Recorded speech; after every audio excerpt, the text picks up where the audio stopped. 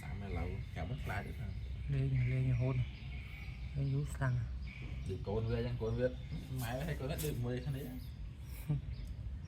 khởi rót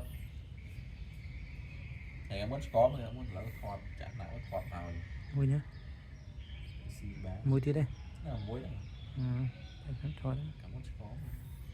thọt ra ok nó thọt rồi anh pro na bát tay hắn ói chết lại áo vậy lại cho nó chết thật luôn lên nhưng mà ngăn cho nó lộ vào cháo đó còn hả nó nè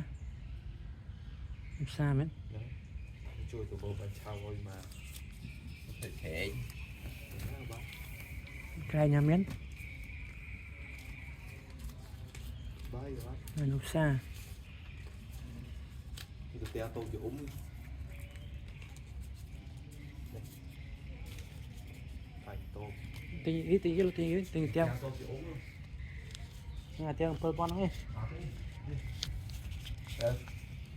để chán biết